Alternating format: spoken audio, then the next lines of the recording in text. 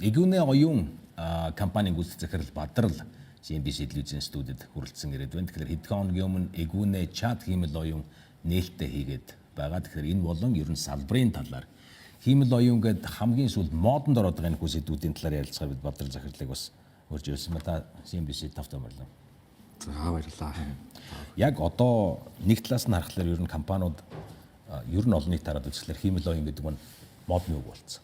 А гэхдээ нэг хэсэг нь болохоор яг бизнес болгоод хөгжүүлж байгаа. Бизнес болгоод хөгжүүлж байгаа нь болохоор одоо Игүнэ оюун гэх шиг.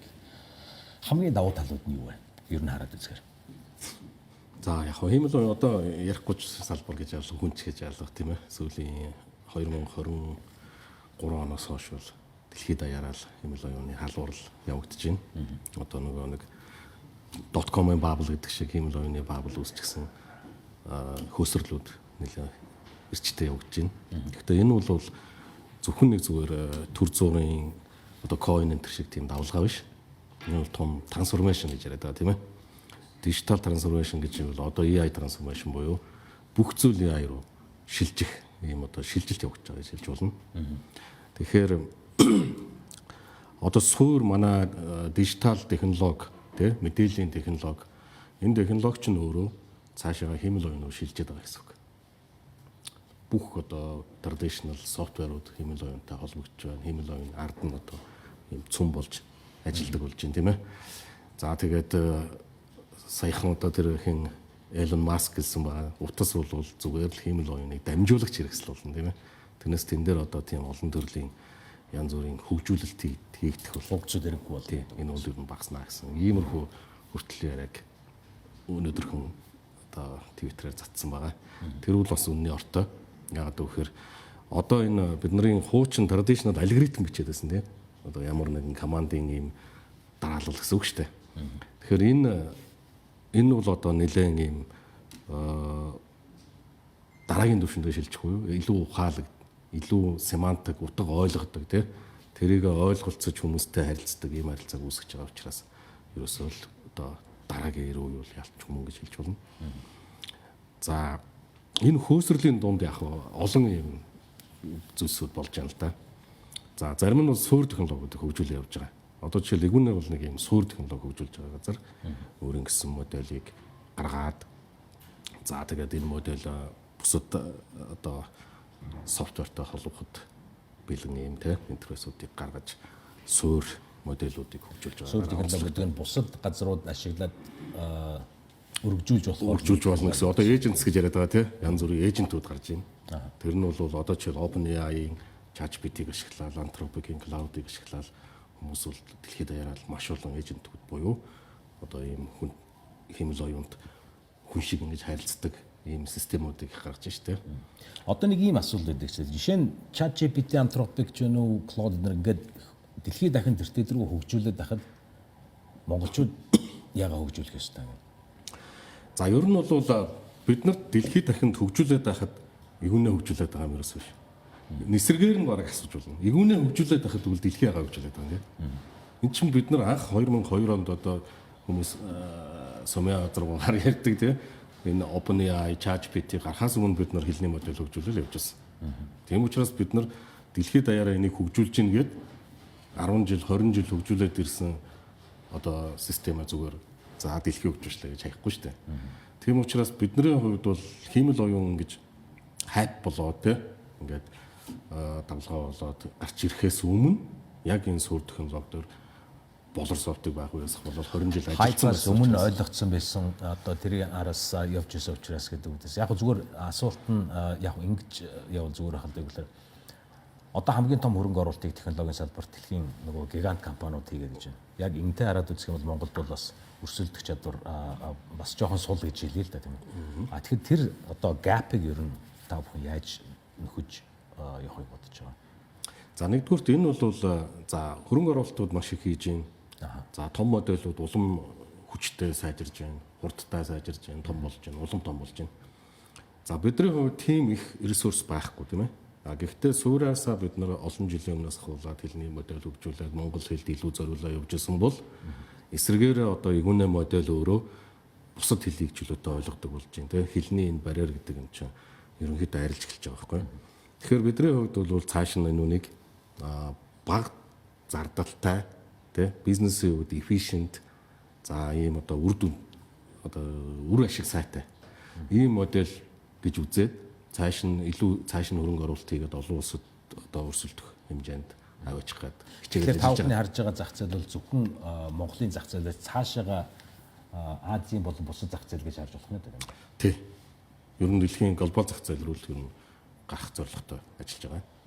Тэгэхээр бидний хувьд бол яг хөрөнгө оруулалт хэдийгээр бага тийм ээ. За дэд үтс хүчин чадал бага байгаа боловч энэ дээр одоо нэмэлт хөрөнгө оруулалтуудыг цааш нь одоо дэлхийд даяараа л хэмэл оюуны инфраструктур уу дэд үтс одоо GPU гэдэг энэ супер компьютер руу хөрөнгө оруулалтуудыг асар ихээр хийж байгаа.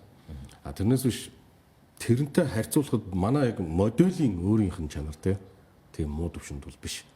Ижлэхэн төвшөнд байгаа. CNBC телевизтэй байгаа хамт байгаа тав хүнд их баярлалаа. Бид Игүүнэ оюун компани захирал Бадралтай ярилцаж байгаа. Магадгүй өнөөдөр болон энэ жил, эх олон жилүүдийн хамгийн одоо тренд болсон сэдвээр ярьж байгаа. Гэхдээ энд нэг тийм орон зай манай Монгол байгаад идэв юм шиг. Тэрний үгээр хиймэл оюуны хэрэглээ ихсээд байна, хиймэл оюуны хөгжил сайжраад гээд байгаа мөртлөө яг компани захирлууд бизнесээ яаж хиймэл оюуныг ашигтай болгож чадах юм бэ? Энэ орон зайг дээр одоо ер нь та өөх зөвлөгөө байна уу? За нэгдүгээр яг энэ Монголд гэхээс илүү улс орон болгонд ийм боломж байгаа гэсэн үг. Бид нар одоо глобал ингээд хиймэл оюуны хөгжил айгүй хүчтэй яваад байгаа боловч тийм ээ. Улс орон болгон ч өөрсдөө өөрийн гэсэн хиймэл оюунтай болохгүй л цаашдаа ер нь тусгаар төгтнөөс улсуулахад хэцүү юм шүү гэдэг ийм бас өнцөг нэлээд хүчтэй яригдж байгаа Соврения гэдэг бие даасан хиймэл оюунч гэдэг юм уу тийм ээ. Энэ юу гэсэн үг вэ гэхээр одоо Монголын дата жишээлбэл Монгол улстай байх маш олон дүрм журмууд байдаг. Тэ одоо энэ хувийн дэлийг хадгалах хууль гэж байна тий. За мөн одоо энэ Монгол банкны журам байна. За ингээд Монголын кибер аюулгүй байдлын ч гэдэг юм уу тий. Тэгэхээр улс орон болгонд ийм дүрм журмууд нь байгаа. Тэгэхээр энэ дата мэдээллүүд бол тухайн газар нутагтаа хариалагдаж хадгалагдаж байдаг.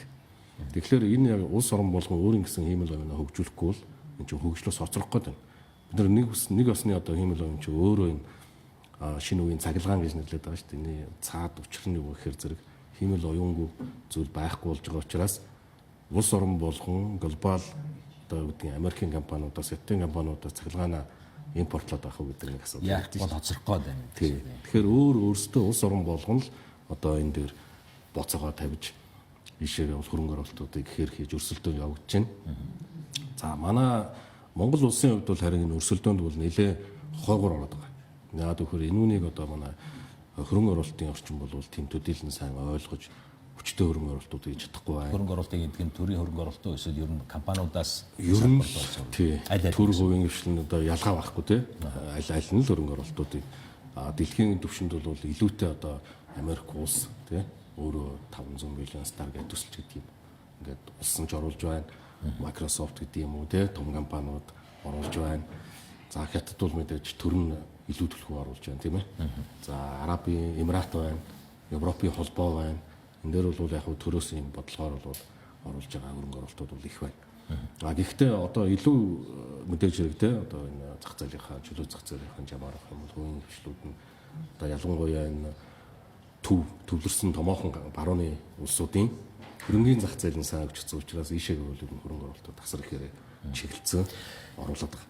Яг манад энийг ойлгож бизнесийн ийшээгээ сайн хөрөнгө оруулалтууд хийж за энэ хөрөнгө оруулалт хийхээ өмнө мэдээж хэрэг тийм ээ. Өөрийнхөө компани дээр ямар ашиг гарах вэ гэдгийг газрууд бол харах хэрэгтэй л дээ. Бидний хувьд бол манай улсын хувьд бол ямар яах ёстой вэ гэхээр зэрэг эхлээд одоо компани шинжлэх ёстой тийм ээ. За энийг хэрэглээд бид нар үнэхээр дараагийн түвшинд гарч чадах юм, үр ашигтай байж чадах юм, энэ үнийг илүү нэмэн өртөг шингээгээд давуу байдлыг нь гаргаж ирч чадах уу гэдгийг эхлээд шинжилээд датагаа одоо зөв боловсруулад за ингээд дараа нь энийг хэрэглээд эхлэхэд бол одоо 40%-аас 40 дахин гэх ийм том одоо интервалаар үр ашиг нэмэгдэх.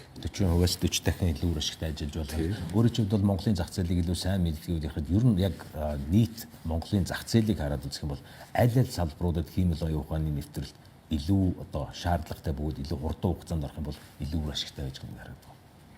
За нэгдүгээрт за улс юу манай улсын энэ ерөнхий энэ глобал энэ стратегийн зүгээс нь хараад үзэх юм бол энэ хүн сурталыг багасгах. За одоо бид нар ингээл дижитал мэдээллийн технологи одоо орж ирээл тийм ээ. Төрийн бүхэл системийг шилэн болгоод автомат болгоод ингээл нөгөө технологич нь хэрэглэн нэвтрээд ирэх юм бол төр үл сайхан одоо амжилттай ялах бол байхгүй тий транспарант шилэн ийм болно гэж бид нар бол олон жилийн өмнөөс тэмүүлжсэн шүү дээ. Гэтэл яг одоо тэр боломж нь илүү боломжтой болж гарч ирж байгаа. Технологи апгрейд хийсэн. За тэгээд одоо энэ үнийг жишээлбэл хэрэглэх юм бол худалдаа авалтын салбар бид нар одоо нөгөө Эрдэнэт төрөмжт компани одоо худалдаа авалтын системд үйл юм бол энийг ашиглаж автоматар тендерийг үнэлдэг системийг өнгөрсөн жил хийж дуусгасан. За банк санхүүгийн салбар байна. За мөн одоо энэ хууль эрх зүйн салбарыг барьсан нэлээд стратеги чухал салбар гэж харж байгаа. Өөрөөр хэлбэл энд чи одоо нөгөө жинхэнэ шудраг ус зүйлсүүд маш их явагдаж штэ тийм ээ. Тэгэхээр энэ дээр одоо илүү хүний оролцоог багасгах, хэмэл оюуныг одоо ашиглаж тэр олон давтагддаг тийм ээ механик ажлуудыг автоматжуулах ийм давуу талуудыг харуулж гарах бүрэн боломжтой байна. За мөн одоо эрүүл мэнд боловсролын салбар байна тийм. Бүхий салбарт маш чухал. Надад хоёр асуулт байна. Тэрийг тамаш тавьж гаргах. Нэгдүгээр нь ер нь яг хэмэл оюун болон хэмэл оюуны хөгжүүлэлттэй холбоотой Монголын зах зээл дээр Монгол инженеруудын ур чадвар төвшин ер нь хэр хангалттай байгаа вэ? За инженеруудын ур чадвар бол боломжийн. Гэхдээ цөөхөн байна. Гол нь нөгөө зах зээлийн хүний нөөцийн нийлүүлэлт байна. Хэтэрхий бага байна гэсэн. 2 жил одоо шүтээс дээр цаашид боломжтой гэсэн. За маш их баярлалаа. Бид Нэгүн оюун компанийн захирал Бадрал Эрхэмтэй CNBC телевизээр ярилцлаа. Хөтөлбөр энэ хүрээд өндөрлж байна. Бидэнтэй хамт байсан та бүхэнд их баярлалаа.